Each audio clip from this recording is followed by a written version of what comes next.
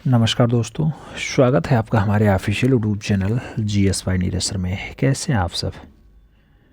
मैं आशा करता हूँ स्वस्थ होंगे, मस्त होंगे और अपनी तैयारी में व्यस्त होंगे। आप लोग तैयारी TGT आर्ट की कर रहे हैं तो आप इसकी तैयारी में व्यस्त हैं मित्रों। मैं ऐसा मान के चल रहा हूँ, बढ़िया तैयारी में व्यस्त रहिएगा मित्रों। 148 पदों पर भर्ती है और इस बार आपको फाइनली सिलेक्शन लेना है। आज है आपका 11 जनवरी और 11 जनवरी को हम लोग खास पढ़ने जा रहे हैं भूरी सिंह शेखावत को। समसामयिक कलाकार हैं, अच्छे कलाकार हैं, आपकी परीक्षा में छप जाते हैं। कभी कृपाल सिंह शेखावत से क्वेश्चंस पूछ लेता है तो कभी भूरी सिंह शेखावत से क्वेश्चंस पूछ लेता है।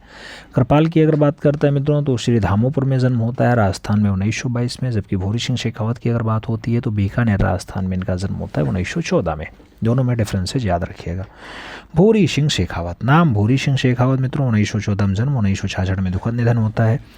भूरी सिंह शेखावत के जन्म की बात है 1914 में बीकानेर राजस्थान के धोलिया ग्राम में मध्यम वर्गीय राजपूत कुल में जो है इनका जन्म हुआ था। बात करते हैं शेखावत की प्रारंभिक शिक्षा की तो पिलानी में इनकी जो है प्रारंभिक शिक्षा हुई है और बिड़ला परिवार से छात्रवृत्ति मिलने पर भूरी सिंह शेखावत ने JJ school of arts Mumbai से कला की शिक्षा प्राप्त कर ली। कहाँ पे? JJ स्कूल ऑफ आर्ट्स कहाँ पड़ता है? मुंबई में। वहाँ से इन्होंने कला शिक्षा ग्रहण की है।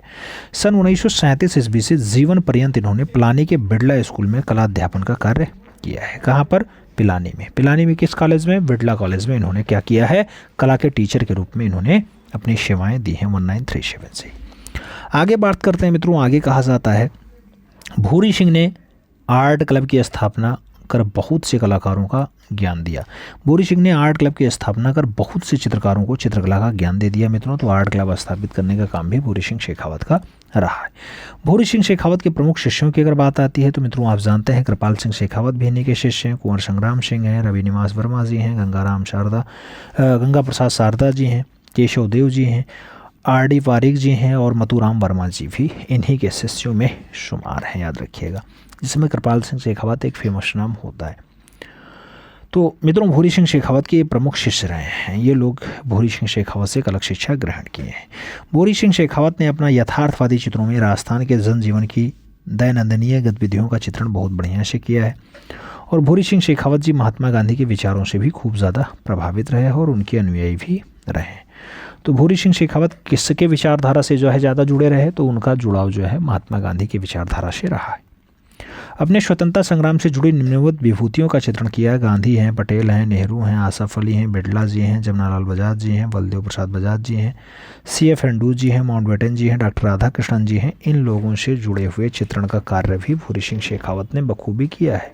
आपसे हो सकता क्वेश्चन पूछ ले बलदेव प्रसाद बजाज को किसने बनाया या फिर आसफ अली को किसने चित्रित किया, तो आप लगाइएगा कि भूरी सिंह शेखावत जो राजस्थान के बीकानेर में जन्म लेते हैं 1914 में, उन्होंने ये रचना बनाई है।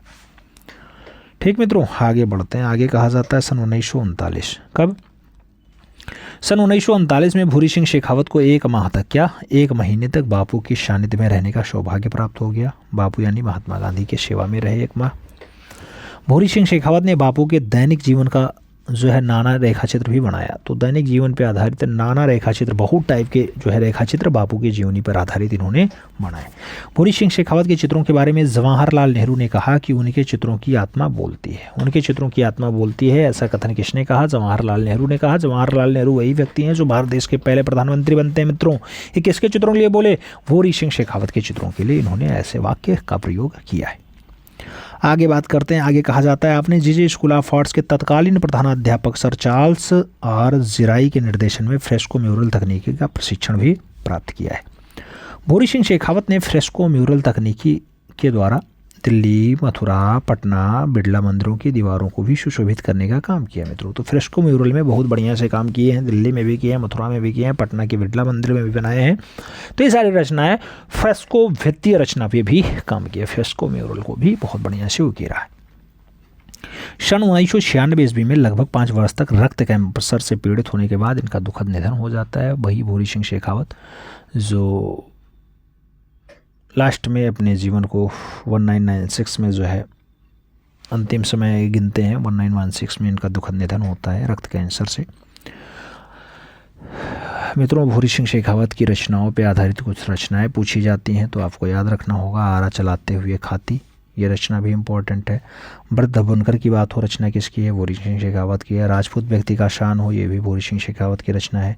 छुरी चलाते लुहार की बात हो, ये रचना किसकी है? भूरी सिंह शेखावत की है। चरखा काटती स्त्री की अगर बात आए, भूरी सिंह शेखावत की रचना है।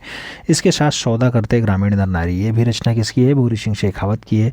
इसके साथ सब्जी बेचती मालिन, सब्जी बेचती मालिन जैसी रचना के लिए भी भूरी सिंह शेखावत का नाम आता है। और चक्की पीसती महिला की अगर बात आती है, भूरी सिंह शेखावत की ही रचना है। जुलाहा की अगर बात होती है तो जुलाहा जैसी बढ़िया रचना भी आपके भूरी सिंह शेखावत की है। वही भूरी सिंह शेखावत जो कृपाल सिंह शेखावत के कलागुरु रहे हैं, गंगा प्रसाद शारदा के कलागुरु रहे हैं, रामनिवास वर्मा के कलागुरु रहे, कुंवर सिंह के रहे, केशवदेव के रहे, आर डी पारिक और मथुराम वर्मा के जो है कलागुरु रह चुके हैं। अच्छे कलाकार है मित्रों, नाम गिना जाता है और नाम बहुत ही इंपॉर्टेंट है मित्रों, तो इन्हें याद रखने की आवश्यकता आपको हर हाल में है। आज की क्लास भूरी सिंह शेखावत पे ही शुरू और भूरी सिंह शेखावत पे ही खत्म करते हैं। मिलते हैं में, तब तक के लिए दिल से सैल्यूट। जय हिंद।